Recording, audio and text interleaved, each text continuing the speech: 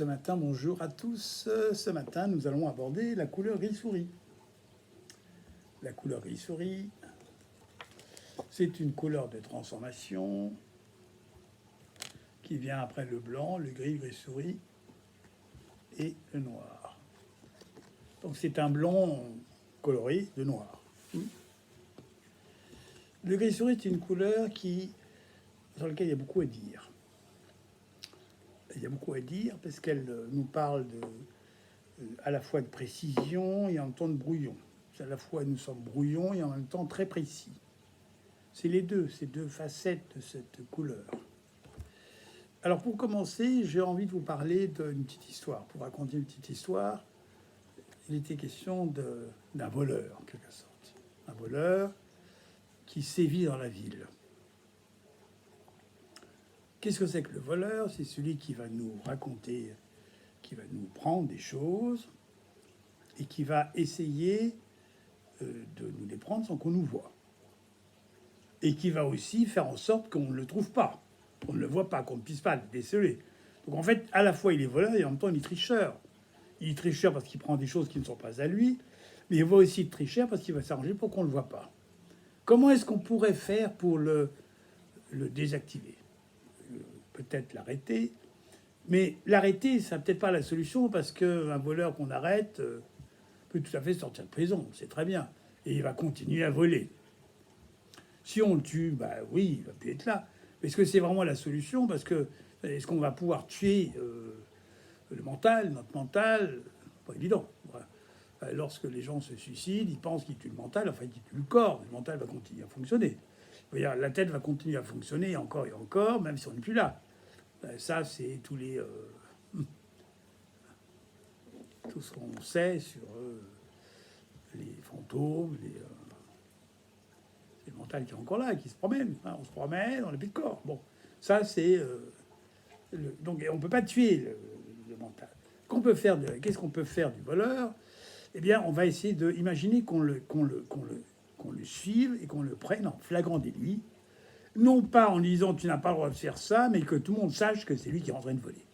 Imaginez qu'il soit en train de voler, qu'on soit caché derrière un buisson, et au moment où il vole, où il sort avec son butin, on dit bon, hello, bonjour, ah ben oui, ah ben dis donc, on sait que oui, c'est toi qui voles, ah d'accord, c'est toi. Oh ben écoute, bienvenue,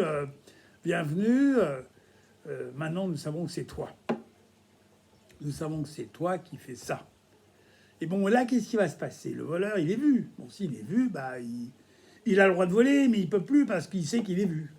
Imaginons le mental fonctionner comme ça. Nous, dès que nous voyons notre mental fonctionner, nous l'avons vu. Bah oui, nous savons que c'est lui.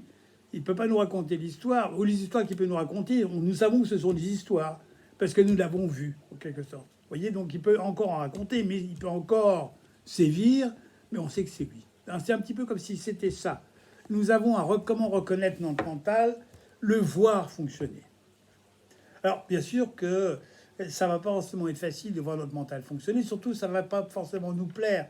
Nous allons voir que nous avons un mental qui fonctionne et qui nous fait croire toutes sortes de choses, et ça ne va pas nous plaire. Parce que dans cette version matière, version lumière, qu'est-ce qu'il va y avoir de différent? Un gris-souris matière, c'est celui qui se raconte toutes sortes d'histoires. On se fait toutes sortes de plans à propos d'un tel. On se fait le plan que ça va marcher. On se fait le plan que ça va pas marcher.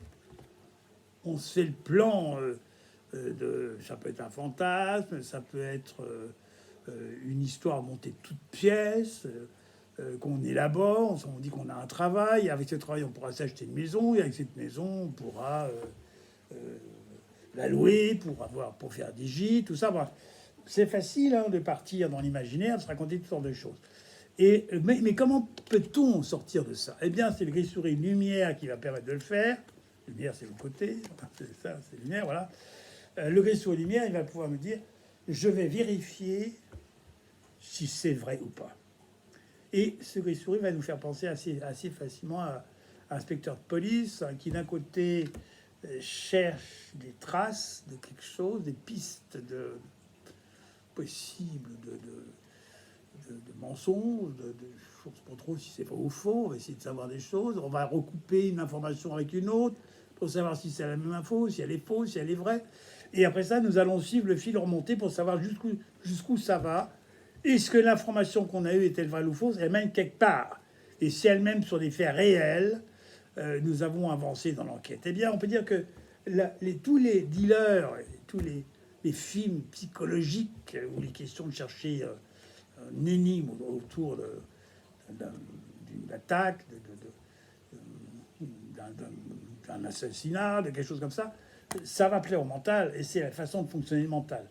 Nous allons adorer, enfin certaines personnes vont adorer, voir qui a pu faire ceci, qui a pu faire cela, et bien c'est tout simplement c'est la couleur gris-souris. Donc le gris-souris, ça va nous parler de tous les thrillers où il s'agit de trouver qui a fait quoi. Hein. Ça fait penser à Agatha Christie, qui a fait quoi et comment. Eh bien c'est le gris-souris.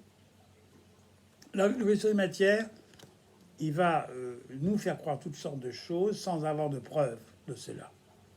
Oui, c'est ça le gris-souris. Alors, nous allons avoir une représentation du gris-souris assez remarquable. C'est Ganesh. Ganesh, c'est un dieu hindou qui est représenté par un éléphant avec un gros ventre, un beau ventre. Bon. Et cet éléphant est toujours représenté avec une petite souris sur les représentations d'imagé. Il y a une souris à ses pieds. Et cette souris, c'est le mental. C'est un peu comme si ça disait, enfin, dans ma perception, peut-être pas vraiment ça, mais dans ma perception, c'est ça. C'est un peu comme si ça disait que Ganesh, qui va vaincre les obstacles, qui fait en sorte que les obstacles soient vaincus, c'est l'équivalent de notre l'ange Michael, hein, les obstacles sont vaincus, parce qu'il a la gris-souris à ses pieds, parce qu'il a le mental à ses pieds, parce qu'il voit son mental fonctionner, et il a la maîtrise de celui-ci, puisqu'il l'a à ses pieds.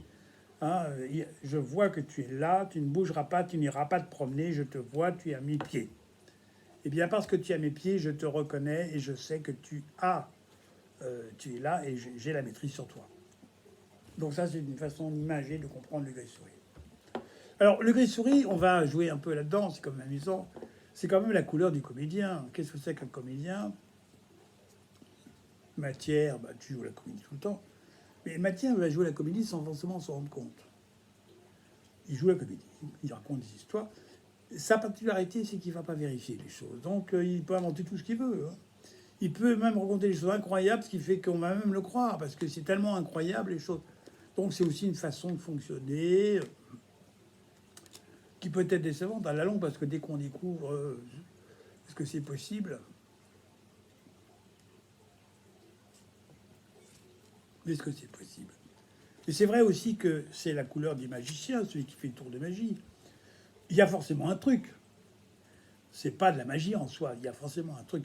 Eh bien, un gris-souris matière, c'est un magicien, c'est celui qui nous fait croire des choses qui sont vraies alors qu'elles sont complètement fausses. Mais bien sûr qu'on ne saura pas, parce que il y aura des questions que le mental découvre ce que c'est. Donc ça, c'est le gris-souris matière. Alors, le gris-souris lumière, lui, par contre, il va avoir cette aptitude à savoir jouer. Il va jouer faux en étant vrai. Vous voyez, par exemple, le comédien, qu'est-ce que c'est qu'un comédien si ce n'est quelqu'un qui joue un personnage qu'il n'est pas, mais qui donne l'impression d'être vrai. C'est-à-dire qu'il va jouer vrai tout en étant faux.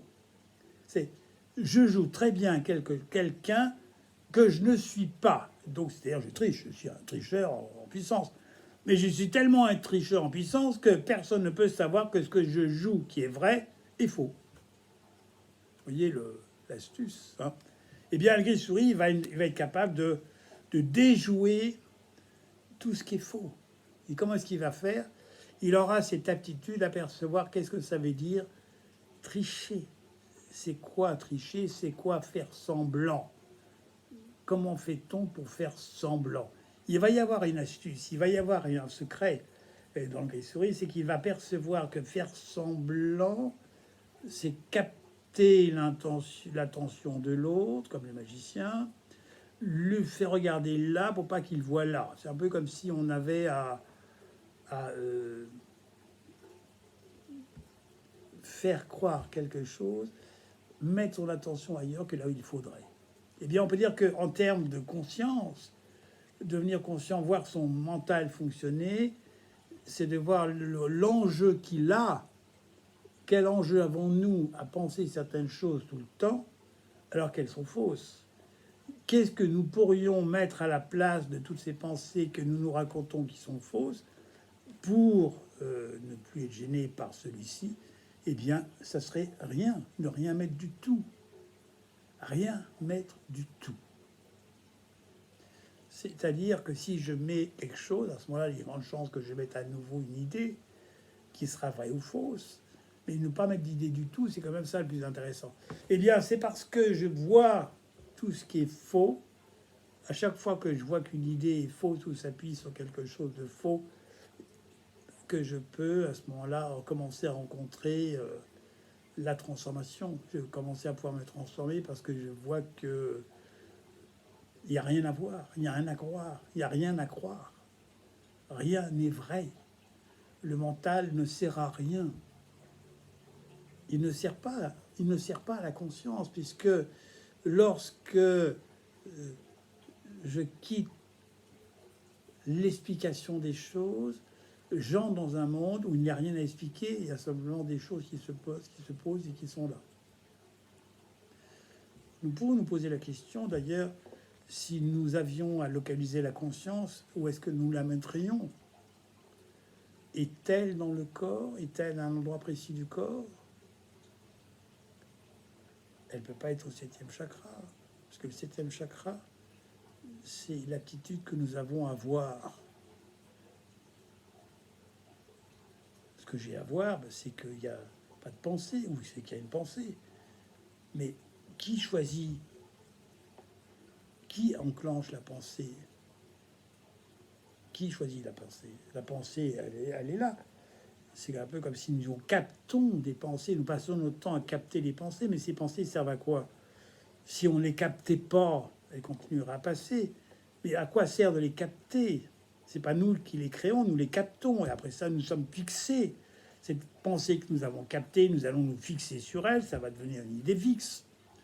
Lorsque je vois passer une belle fille, elle passait pas avant, et si je la vois passer, je peux me dire, ah bah tiens, une pensée s'enclenche en moi. Bon, bien sûr, ça peut aussi être un bel homme. Un bel homme passe, qu'est-ce que vous faites? Bah, tout à coup, il y a une pensée qui est là. Et si cette pensée s'accroche à vous, ça devient une idée fixe. Et si cette idée fixe devient encore plus dense, il y a comme une espèce de projet qui va se poser de, ah ben, faut que je fasse quelque chose, faut que je la retrouve, faut que je vois où elle est. Bon. Et c'est ce qui, avec tous ces portables, les portables maintenant que nous avons, nous pouvons localiser les gens, les retrouver. Ça va être complètement mental comme concept. Mais si nous n'avions pas cette capacité à capter des informations, la conscience, elle fait quoi? Elle est où? Est-ce que c'est quelque chose qui fonctionne ou c'est simplement un état d'être qui fait que je vois, je suis observateur de ce qui se passe? Est-ce que ça serait ça la conscience, être observateur de ce qui se passe et pas capter et pas forcément en faire quelque chose? Et si je pouvais simplement être l'observateur de ce qui se déroule et ce qui se passe, un peu comme le soleil observe la nature, comme si j'étais simplement là pour voir ce qui se passe, voir ce qui se passe pas, simplement. Eh bien, le gris-souris, ça va être un outil extraordinaire qui va nous aider à voir comment nous faisons